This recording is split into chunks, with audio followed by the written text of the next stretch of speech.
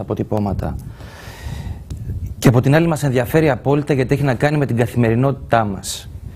Και αυτή η καθημερινότητα, ό,τι και αν λένε αυτοί που μας κυβερνούν, όποιο χρώμα και αν έχουν, είναι δυστυχώς πολύ δύσκολη και πολλές φορές είμαστε μόνοι μας σε αυτή την καθημερινότητα, μεγαλύτερη, νεότερη. Θα σας μιλήσουμε λοιπόν για έναν πολίτη, γιατί έτσι μας ενδιαφέρει να καταγράφουμε την καθημερινότητά μας μέσα από κάποιες προσωπικές ιστορίες, αλλά θα μπορούσε να έχει συμβεί στον οποιοδήποτε. Η είδηση είχε ως εξής, ότι πριν από κάποιους μήνες, σχεδόν πριν από έναν χρόνο, ο Γιώργος Νάιδας, ένα πρόσωπο γνωστό σε πολλούς από εσάς, σκοτώθηκε σε τροχαίο. Θα τη δούμε λίγο διαφορετικά την είδηση, γιατί δεν σκοτώθηκε σε τροχαίο. Ο Γιώργος Νάιδας χτύπησε με τη μηχανή του στο νησί της Νάξου. Και από εκεί και πέρα έχουν συμβεί απίστευτα πράγματα.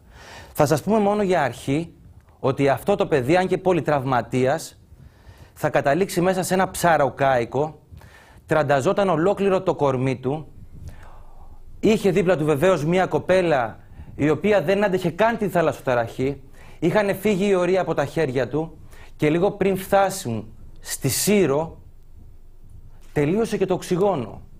Έτσι έφυγε ο Γιώργος Νάιδας και όχι σε τροχαίο. Και καθώς ψάχναμε αυτή την ιστορία βρήκαμε ότι έχουν γίνει πάρα πολλά πράγματα. Και δείτε και μια φοβερή σύμπτωση. Εκείνη την ημέρα του Αυγούστου στο νοσοκομείο της Νάξου, στο κέντρο υγείας, νοσηλεύεται με παράπονα για ενοχλήσεις στο στήθος ένας Τούρκος διπλωμάτης, ο οποίος εκείνη την περίοδο ήταν με ένα σκάφος και με κάποιους Τούρκους δημοσιογράφους στην περιοχή των Κυκλάδων. Μεταφέρεται όντως με το καΐκι, γιατί αυτό χρησιμοποιούμε για τους νησιώτες μας, με καΐκι, στο νησί της Νάξου και εκείνος. Και αρχίζουμε και ερευνούμε για ποιον λόγο δεν σηκώθηκε αμέσως. Αυτό που βλέπετε είναι το καΐκι και έτσι μεταφέρονται οι τραυματίες και οι ασθενείς.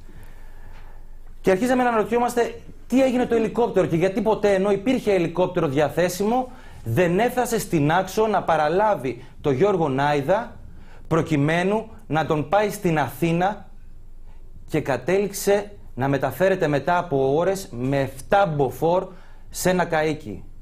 Αυτό το παιδί είχε τις αισθήσεις του. Φτάνει να πει στη μάνα του, και ήταν τα τελευταία του λόγια: «Μάνα, δεν έχω κάνει κακό σε άνθρωπο και ο Θεός θα με βοηθήσει». Αλλά ποιος Θεός? Φτάνει ο Θεός? Έχει γίνει ΕΔΕ. Την υπόθεση ερευνά και ο εισαγγελέας και για πρώτη φορά